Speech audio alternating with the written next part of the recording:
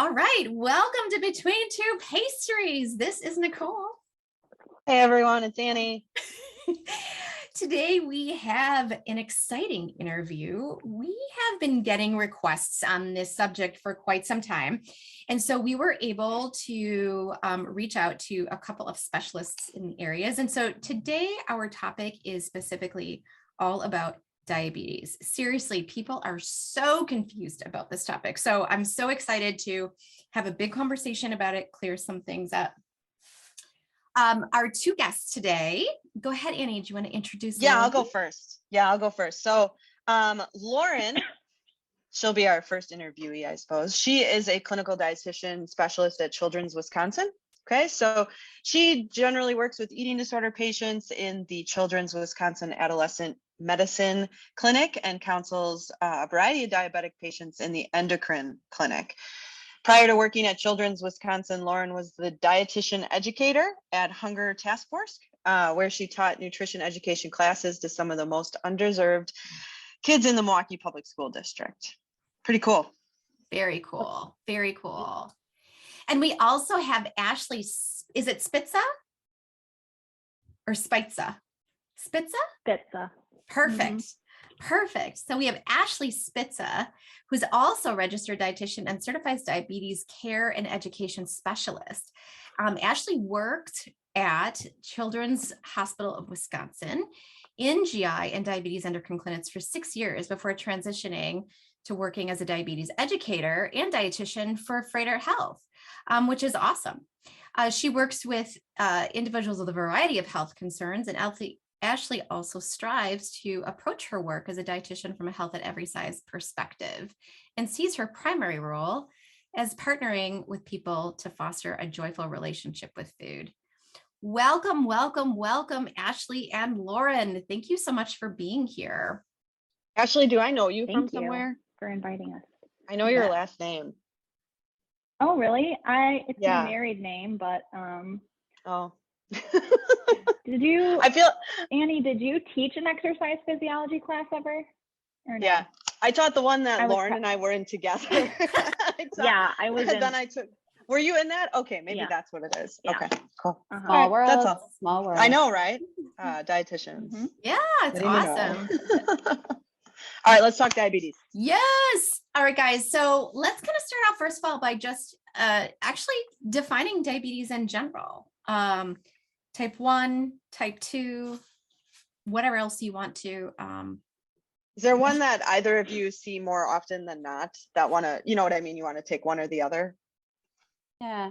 So I can probably kick us off by just talking about type 1 first, if that's okay. So cool. Yep. Type 1 diabetes is caused by an autoimmune reaction in which the body kind of destroys the beta cells of its own pancreas.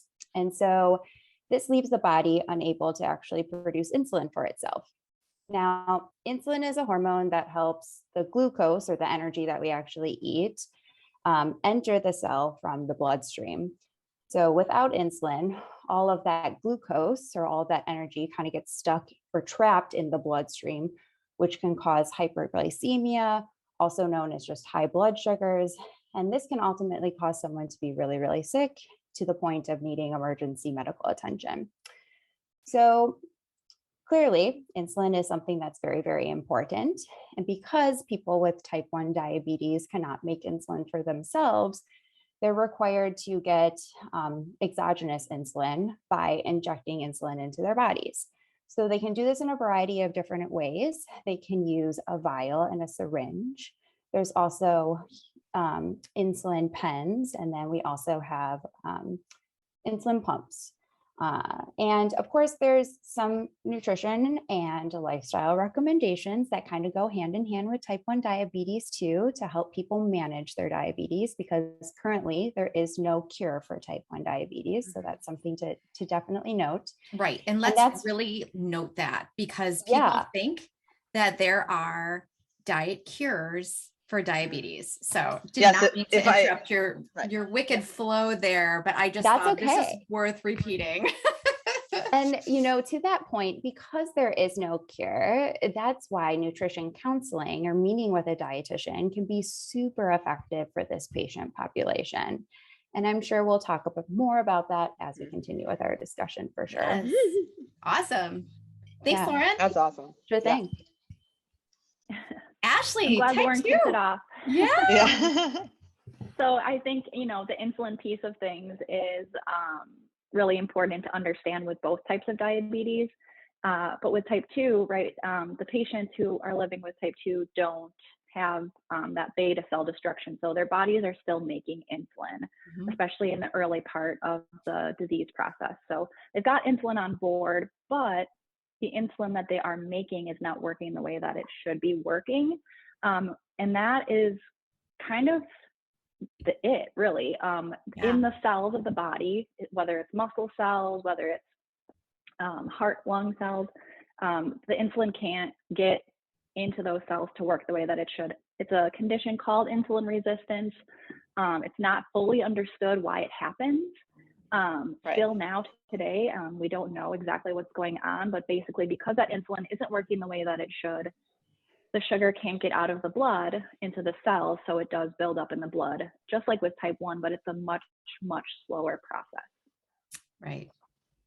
I love that you said that we don't know, we don't actually know the mechanism. We don't actually know what's causing all of this, or like how to fix it or anything like that, because the assumption is, well, obesity is what causes type 2 diabetes. You know what I mean? And it's so frustrating because, as someone in behavioral health, we have a variety of homeless people that come in who are malnourished or thin, if you will, because they're not eating, and they have type 2 diabetes. Like, and it's just like, oh God, I wish people would stop, because we don't actually know if weight, fatness contributes to this. Exactly. But you know how that goes. Yeah. It's going to be my association somehow today. becomes causation when we talk about it in Right. the general population. Yeah. Right.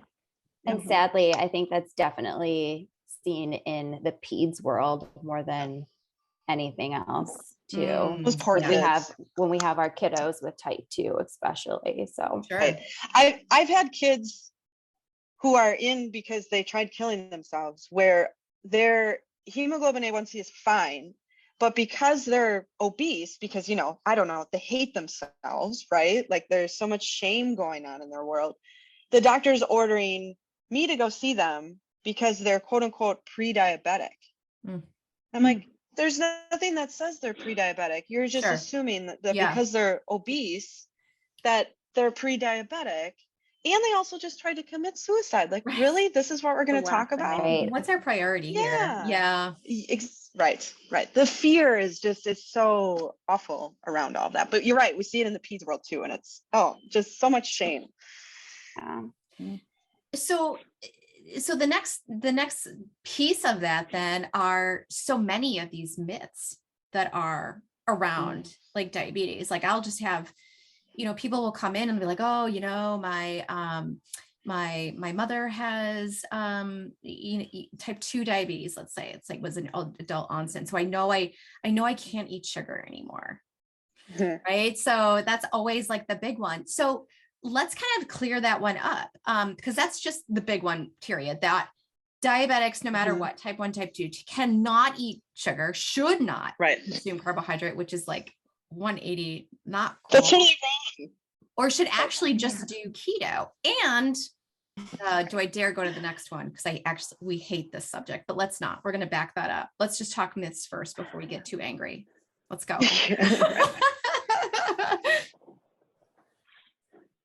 I heard a really awesome. Oh yeah. I heard a really awesome analogy the other day from another dietitian, and I'm going to steal it. So this is kind of related to like type 2 diabetes and the keto diet, right? So like you hear why blood sugar rises during diabetes. It's because carbohydrates break down into glucose and go into your bloodstream, and then they build up, and now your blood sugar is too high. So like anyone who might hear that at first blush would be like, I'll stop eating carbs and then I won't have a problem anymore, right? Of course. Okay, so clearly there's like 10, I can count more on my hands than why we shouldn't do that, right? But really, does it fix the problem? When we get down to it, like, does taking sugar out of the diet or carbs out of the diet actually fix the problem? And the answer is no. It's like they were saying, this was the analogy, you have bad eyesight, you have to wear glasses. And you're just going to say, well, you know what? I think I'm good. I don't really need to read. I don't really need to see that well. I'm just not going to wear the glasses. Instead of actually saying, yeah, I think I'm going to wear the glasses and I think I'm going to use that tool in order to help my body do what it needs to do, right? So like, that's stopping awesome. the influx of sugar doesn't help us too much. Right. No. Right. Right. And also, can we stop separating carbohydrate and sugar? Like, right. Sugar is a carbohydrate. Fruit's okay. Right. Fruit's it's fine. under the umbrella, right? Right. I mean, seriously, That's there's not a separation. though. I mean, it is. Yeah.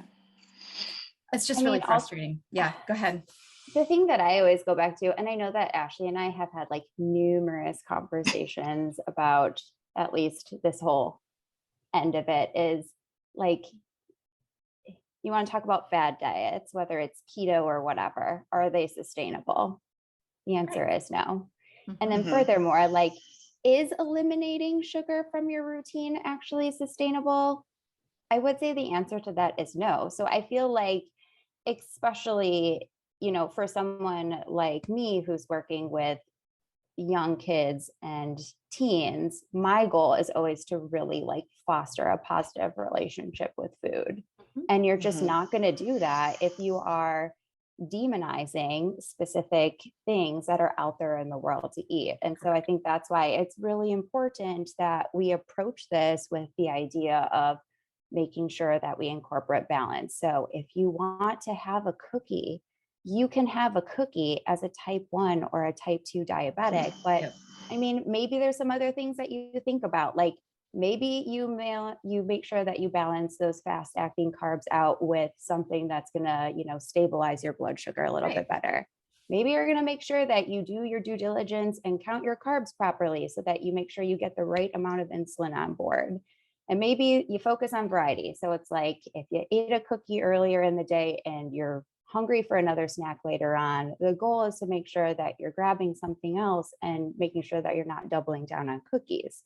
So there's a lot of ways that we can approach this where we're incorporating the idea of balance more than saying, oh no, that's totally off limits. Yes. But Lauren, I'm a diabetic and I've been keto for 5 years and it works. I don't know what you're talking about, that it's not sustainable, because I've been doing it forever. And how I mean, that's the retort, right? right. But that's the retort. So then, and my dietitian says that keto is the greatest thing in the world and I take all these supplements, you know, and it's just like, well, there's no convincing them, right? We encounter those families, patients on a day-to-day basis. And that's when I feel like all you can do is you can give them the facts, and there's lots of facts that you can provide. And one day, hopefully they will come back through your door and be like, so I remember this one time when you talked about X, Y, and Z. Can we go back to that? That's right. I feel like that's if they're not ready to receive that information, that's the best you can do, you know? Yeah. Right. Yeah. It's a lot. And working in the athletic world, I mean, it's constant. And the just the barrage of like people where it's just like, it's within social media, it's at races, it's like athletes are some of the worst people to have to deal with in terms of, you know, it's not just a family coming in who are nervous about their kid and have heard things, right? It's like people with really strong opinions who are not going to change, but then they spew it to everyone. They go and they share all this to the point where, that's where a family member then does it and then ends up in a hospital. Do you know where it ends up being a problem, right? Or causing an eating disorder, diabetes, you know, all of that kind of, I don't know. It's hard. It's so hard. But I'm glad, you know, you're actually working at a clinical hospital where you have that good head about you. And I would probably go nuts. I'd be like, oh my God, listen to me. So that's good that you have that mentality, because it's hard to watch that happen, you know? It is. Yeah. The other thing I will say too is, like, I don't want to discount the fact that like probably a very small subset of the population can follow a ketogenic diet for a long period of time. It is a very small percentage of people. but body autonomy, right? Like you can do Sure. and put in Yeah. your body what you want to put in your body, but take a good hard look at how that diet, which is incredibly restrictive, Correct. is Of course. impacting the other aspects of your life. You That's know, right. like Yeah. when you have your values set out, Right. is that the top value above Yeah. other For a things? lot of people, it could be, Right. it's getting Right. pizza with your But family it is doesn't not make a it, priority. Yeah. Yeah. Right. Right. yeah. And I think Ashleigh brings up a really good point too, especially we encounter patients or families where their mind is basically already made up and they are Yeah. going Yeah. to practice Yeah. that body autonomy. Usually, not only do I try to give them the facts, but I also try to kind of find the underlying reason why they think that way. Right. Because in a lot of respects, what it boils down to, it is not about the food. It's about Mhm. something else. Of You know what I course. Right. mean? Right. So Always. in the diabetes world, maybe it's that fear of having really high blood sugars or really low blood sugars. Maybe, Mhm. I know Annie, you brought up self-hatred a little bit ago. Mhm. The fact of just having diabetes, Right. maybe it's bringing that self-hatred out there. Right. Maybe it's just misinformation or misunderstanding, but usually there's something else going on that is making an individual so rigid in this thought process. Mhm. And So that's where are motivational you, interviewing comes in. well, not only that, but like, Yeah. have you used a lot of CBT then? I mean, are you doing a lot of exposure therapy, or do you not even get an opportunity to do that? You know what I mean? Where people are maybe willing to, instead of doing, keto as a modality, maybe they're willing to have some sugar to see that, if I expose myself, my blood sugars actually don't go too high or too low, or, that, I mean, is that a part of it, or is it more outpatient? We monitor, your carbohydrate exchanges and go from there, sort of a thing, Yeah, so I would say at Children's Wisconsin, unfortunately, like we don't see patients at the Okay. frequency, I should say, excuse me, where, doing those food challenges is really feasible with diabetes patients. Yeah. I definitely do that with my eating disorder patients Sure. though. Yeah. So that's something that's practical. It's a part of it. Yeah, for sure. Ashleigh, Okay. do you have that opportunity by chance at all? So, I mean, I guess I will say the majority of individuals that come in to see me have already tried the keto diet before they have even met with a dietitian. Oh, wow. So they've Okay. had the experience of a dramatic weight loss typically, and then a regain of that same amount of weight or more. Correct. And that's part of their history that they're sharing with me. So oftentimes they still see that appeal because they had such a dramatic weight loss, but yet they know that for whatever reason, and oftentimes they think it's personal failure rather than the diet was Right. the issue, that they were not able to stick with it and they regained the weight. And so that's where I start to talk about carbohydrates not being the enemy and why, our bodies need them and how we can moderate them throughout the day, right? Have even amounts of them throughout the day so that you can keep going and your blood sugars are not going to rule you, Right. Mhm. but that you don't Right. need to cut them completely out of your life. Right. Exactly. Right. Yeah. Well, so that kind of leads us then into the idea of intermittent fasting. And there is practitioners out there. Dietitians. Yeah, which is questionable, that have actually said that intermittent fasting will cure diabetes. Cure. I know. I mean, cure. Come on. That's a strong word. Did I say Yeah, I don't earlier think that there's no actually cure? yeah, type 2 or type 1. Sorry about Clinically, that. the consensus is there is no cure. Well, correct. Right. And You can so put diabetes type 2 into remission, but that's not the same thing as a cure either. that's exactly Correct. right. But let's talk about that. Yeah. I mean, have you Also- guys heard this? I mean, is this something that you're familiar with intermittent fasting and diabetes and now how it's like becoming a thing? I'm going to be really Absolutely. I honest. have not heard the cure, but I've heard about it. Go ahead. Okay. I Yeah. was just going to say, I will bow out of this part of the conversation because I don't know if this is, more because I work in the world of peds, but this is not something that has been on my radar. I have not had families ask me about it. That's is good. great. Which is That's good. great. I really hope it's because we provide enough education where they know that that is not something that's even feasible for them. Yeah. But Yeah. yeah, unfortunately, Ashleigh, I'll let you take this one. Do you see this, Ashleigh, with adults? Do you? Wow. Definitely. Well, that's good. You don't see it with kids. I mean, at least they're still, you know. Well, so I think the thing is so let's talk about that though. So let's talk about, oh gosh, I just hate this subject for so many freaking reasons. I don't even know how to talk about this because I just feel anger. I guess what I'm saying is that, okay, so I think just to be clear, like we should probably talk about what a remission means because it isn't cure. Right. And like, and also when you do talk to people about this too, like Annie and I just have a real hard time with some of the length of time, some of this intermittent fasting crap is, you know, there's normal. Yeah, working with eating disorders, like, it's restricted. You're literally restricting. Like right. it's and not behavior. good. Right. And you know, working with anybody who cares about muscle mass, especially women, it's also an issue. I mean, and studies have shown us, but I see it all the time. Like it's an issue. And that alone is not ideal, even for someone who has diabetes. You know, you want muscle because it provides, you know, you can pull, it can help, it can, you know, whatever, all the things. I'm just going to calm down for a second. So just going to be real peaceful right here. Take a breath. Sorry. So anyway, I'm just kind of, just take us through like your process and even like and then how you can help people understand the reality of some of this. Yeah. So I guess for me, piggybacking off of what Annie was saying, like it's restriction. You know, another term for intermittent fasting is time restricted eating. Like literally the word restriction is right in there. Correct. And so like as people who have been around eating disorders, who know the basics, right? I'm not an eating disorder dietitian, but I know the basics.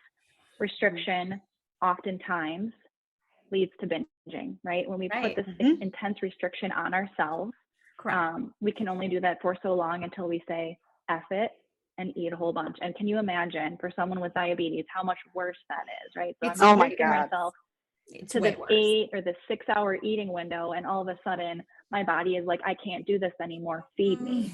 And then we have this waterfall effect, right?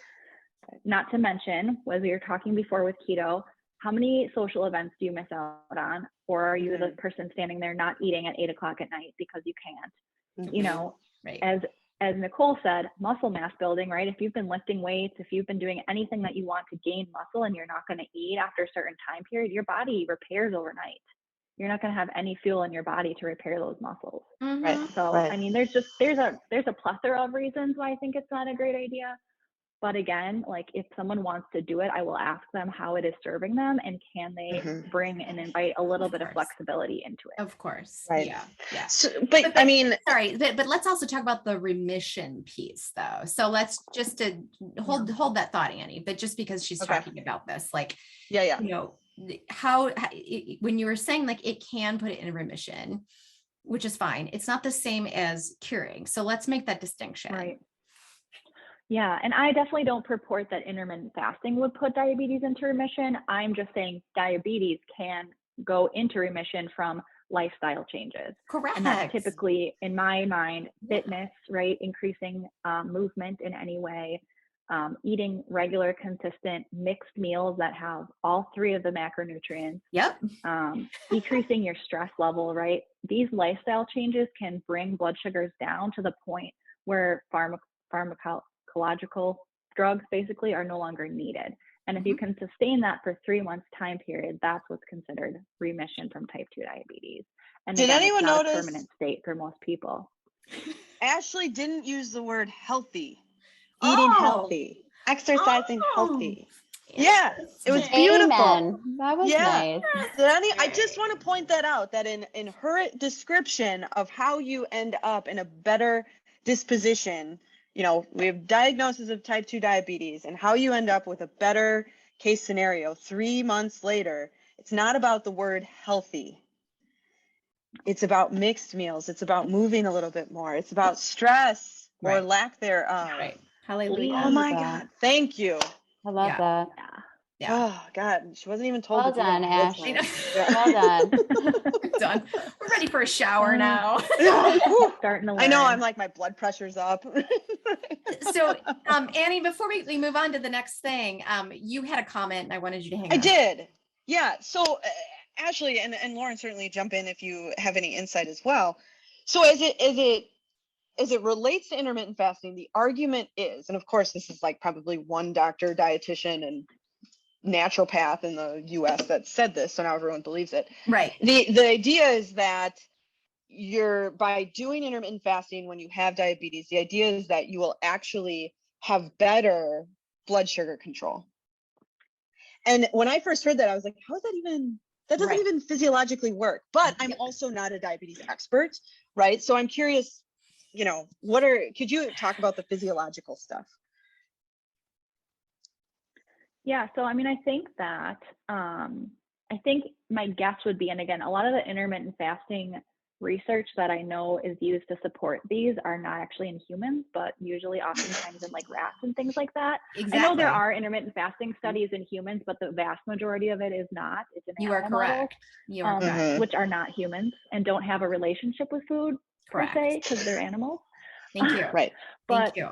other than that, I mean, when I talk about it with people, especially like I work with a lot of people who have gestational diabetes, right? Mhm. So actually, when you go a long period of time, we usually say never more than 10 hours without eating because your liver, right, Yep. can make its own sugar. So as Mhm. soon as your blood sugar starts dropping from not eating for a long fasting period, Yep. your liver is going to start being like, I'm going to help you out here. Yeah. I'm going to make some sugar, send it into the blood. So to me, if we were having a longer fasting window, we would just have the liver kicking out more sugar to make up for what's not being eaten. Right. Physiologically speaking. Yep. We Yep. can also talk about too, like our cells can be glucose starved. So, Very much so. if we go, in my mind, it's like more than 4 hours without eating. Yes. Sometimes, Yes. the moment that we do eat some form of carbohydrate or some form of energy, absorption absorption happens really quickly. Our cells want that. And usually because that process is kind of pushed forward very, very, very quickly or quicker than usual, what ends up happening too is our blood sugar spikes. So especially if, the goal is to stabilize our blood sugars and we're going through times where we are not eating for long periods of time where we're dipping. And then all of a sudden our liver starts to kick in. And then once again, we give our body some of that fuel and we're going to spike right away because, we haven't been feeding ourselves consistently. I mean, is that really serving you as an individual? I would think not. Right. Right. Exactly. Can I just add something really quick? Please. Just to be clear, the 10-hour window is while a pregnant person is sleeping. I didn't want it to seem like I was saying don't go more than 10 hours during the day. Oh, For our pregnant individuals, we usually have them not go more than 2 to 3 hours without eating while they're awake. Yeah. No, it's funny, Ashleigh, like we all understood that, but I'm glad that you just said that just because our listeners may not have. May not. Right. Oh my gosh. All right. And so because we're talking about blood sugar regulation, the last thing to really kind of hone in on is explaining the glycemic index, because a lot of people, again, like are living in the 80s. Right. And so that's when it came out. The 80s. Right, Yeah, exactly. The 80s. But it doesn't matter who I'm working with, whether I'm working with a diabetic or whether I'm working with just, it doesn't matter. It just doesn't matter, right? They'll always come in and be like, but I really can't. That's have high. carrots. I can't have carrots because they're high glycemic index. And I'm like, are you only eating a bowl of carrots? That's 100 grams. Like it just, they don't understand it. So, so, we know that the glycemic index of a meal is what's most important because we're never just isolating a food. But you go ahead and just kind of explain why why we don't want to use that as a thing, I guess, as it relates to diabetes. Do you want to go first, Lauren, or I can talk? I don't know. I just can't, it's very interesting because this happened to me twice this week specifically, and it probably it happens a handful of times per month, but oh my God. with the glycemic index, I don't know why, but like bananas always get I know. demonized. Yes. Like demonized. And, I think it's so funny because, as a dietitian, we're typically seen as quote unquote fruit and vegetable pushers. Sometimes I cannot get a family to like be keen on the idea of eating a banana to save my life because they're too high on the glycemic index for a fruit. Oh my God. And mind you, at the number 54, the glycemic index is number one, it's not high. No. And number two, I mean, I feel like it was developed in the 80s, but it's not really standardized because people have put their own twist on it. Mm-hmm. So sometimes next to banana with that number of 54, you see low. Sometimes you see moderately low. Sure. And sometimes you see moderate. And it's kind of like, just eat the banana. Oh gosh. Right. It's great for you. Just eat the banana. Amen, sister. What I've started telling people, because I'll hear that as well, whether it's bananas, potatoes, peas, carrots, watermelon. Does it come from the earth? If it comes from the earth, it's fine. Just eat it. You know what I mean? It came out of the ground or from something that has come out of the ground. You're okay. Right. Let it go. Right. And that's where, I do a lot more food exposures with people, but there's some really strong beliefs around the glycemic index. And I still am perplexed as to why in the 2000s, we're still referring back to this. Yeah. As something that's like, that's got a high glycemic. And it's just like, what? Like, that's like referring to the old pyramids, the old food pyramid. Yeah. Old news, man, Well, is there anything else that you guys want to kind of cap around diabetes that maybe we didn't cover in some of the things, or any highlights that you want to maybe express or educate, make sure people understand? Any final thoughts in that area?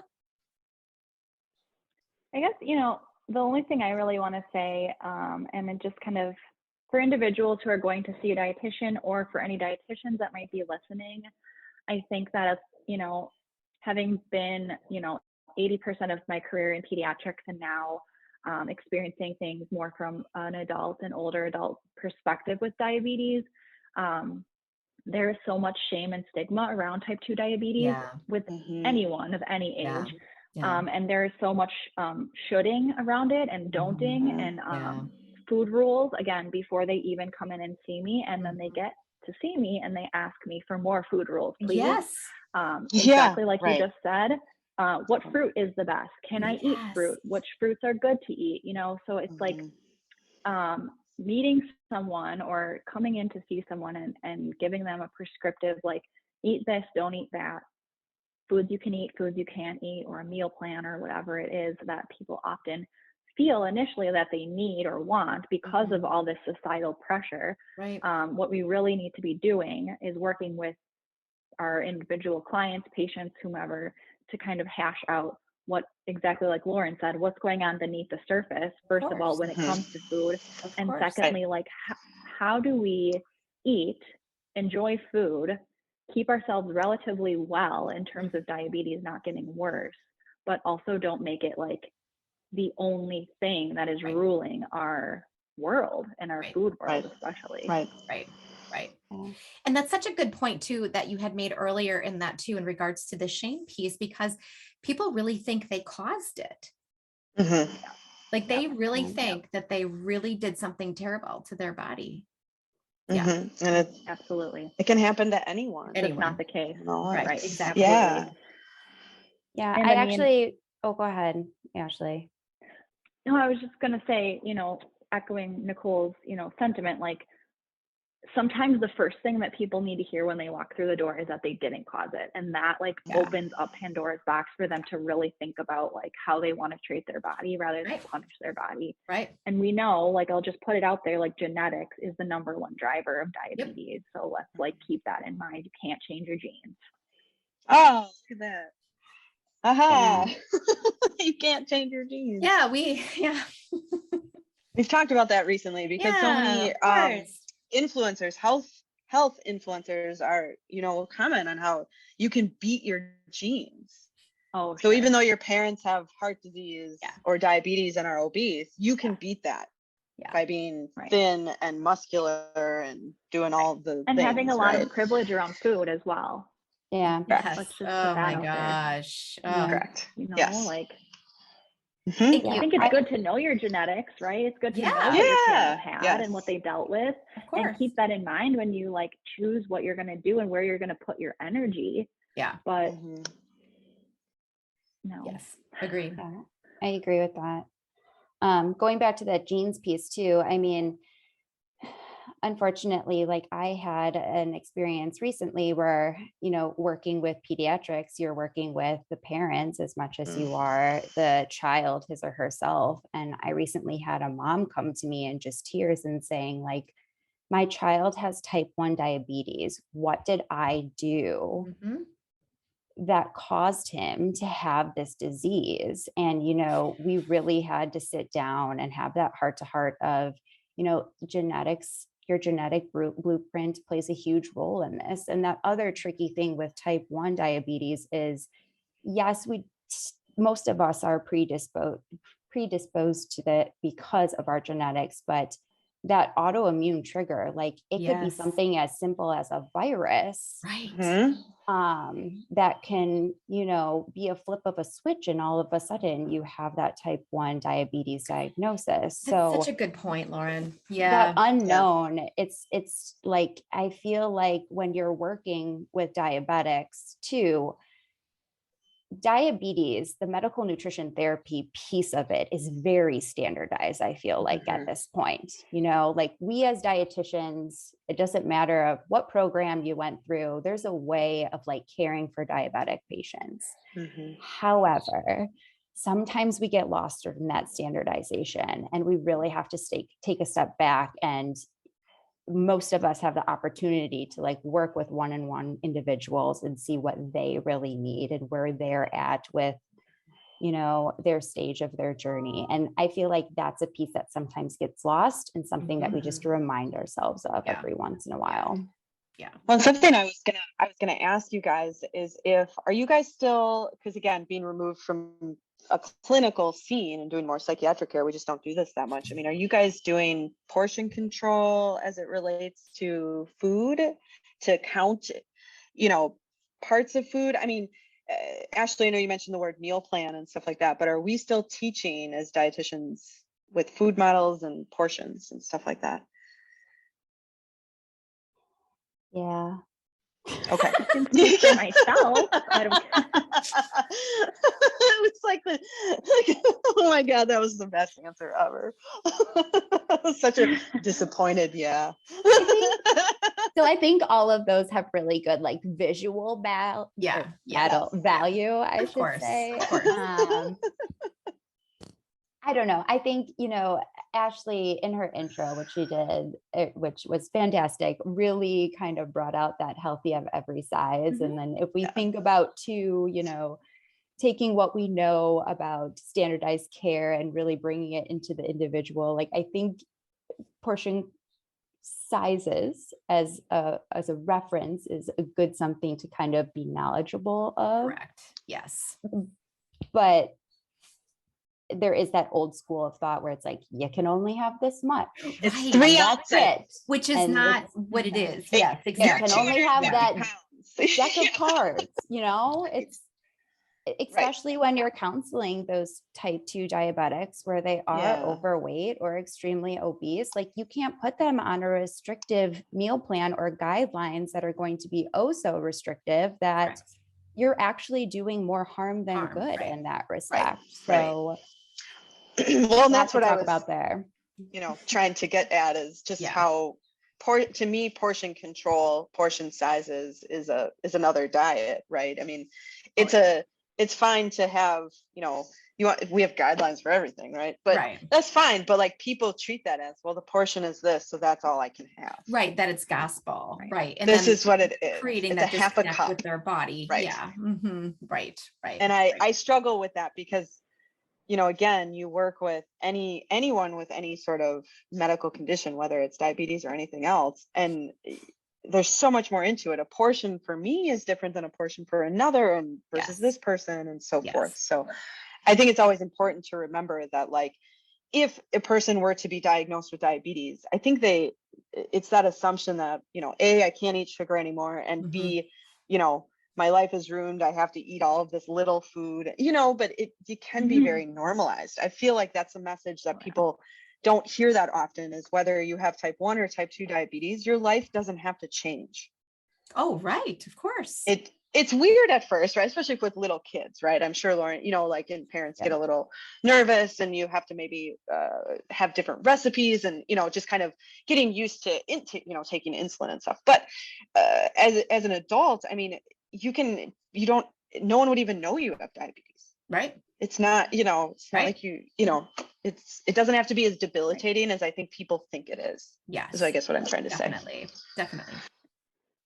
Yeah. I think one difference with Lauren, and I obviously used to work with Lauren in the same exact clinic. I think when you're taking insulin, as someone who has type 1 diabetes, like, you have to learn the counting. Like, I don't think there's a way around it right now. I think very soon, as we know with the technology, there will be a way around that, but we don't need to teach individuals with other types of diabetes who aren't taking insulin to count carbohydrates, to measure I struggle with portion that. sizes. Yeah. Right. There's not a reason for it. It is more information than they need. And it also is fodder for disordered eating. I don't need to say an eating disorder, but disordered eating. Agree with you 100%. Yeah. And thank you for clarifying that, Ashleigh. I think that's really, really important. So, and with the insulin piece too, it's important to understand that part of that is that we're manually doing and assisting what our body cannot do on its own. And that's why, we have to count a few things, because we're working with a chemical, and then we have to find that balance in that. So it puts it in a different perspective. But that still doesn't mean that like you can only have that half cup of rice, and that's all that you're allowed to have, because that's what you dosed for. You know what I mean? Like, you can change the dose. You can change the portion. You can change the dose. You can eat until you're satisfied. Like, there are guidelines, and then there are, you as a human, you have your human autonomy to do what you need to do for your own body, right? So right. That's love awesome. that. Well, thank you guys for this. This has been super informative. I hope everybody loves it as much as Annie and I did. And we always like to close with asking the people that we interview what their favorite food is. Oh, fun. Favorite food. Like, generally my favorite food is ice cream. Yeah, like, nice. Throughout my life and now. But currently my favorite food, I just started baking sourdough bread at home. That is brand new thing to me. I'm totally late on the train from the pandemic. I know a lot of people were doing that during lockdown, but I finally found the time. Good for so you. That's my current favorite, because warm bread with butter, man. Talking about butter, carbs and all that, right? Yeah. So good. So good. That's awesome. Love that. I would have to say French fries. I am a sucker for French fries.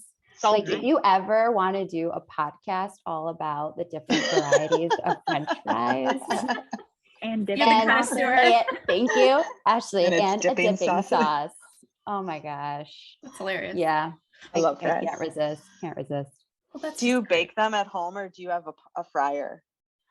So I don't have a fryer. I don't have an air fryer. I mean, you can bake them at home and they're still delicious, but there is something about like going out to eat and getting French fries. I agree. Do you have a favorite place that you like your fries from? Oh, I feel like I'm like endorsing. I know. I was thinking that too. I'm like curious. I'm like, well, where does she go? Have I not had these fries? Great brunch place. If you haven't been, it's Uncle Wolfie's Breakfast Tavern. Oh, wow. Okay. Okay. Where's okay, that? So it's downtown, but it's in the Brewers Hill area. Oh, sweet. Yep. Yeah, and they have great fries, a whole variety of dipping sauces for you Nice. to choose from. I love it. Also, really great drinks. Amazing. Fries and a drink are a great combo. Oh my So, God, I love enjoy. it. Yeah, That's Nice. awesome. I live nearby, so anytime you want to go, let me know. Yeah. I've been wanting to great. try that place forever. So Oh. maybe that's a date. There we go. No joke. Sweet. Well, thank you so much, you guys. We appreciate your time and your Thanks expertise. for asking us. This Yeah. has been an Yeah. honor. My Thanks, you first guys. podcast. I will I know, mine too. Yay. Yay! Oh, Thank you that's so so cool. much. That's Yeah. awesome.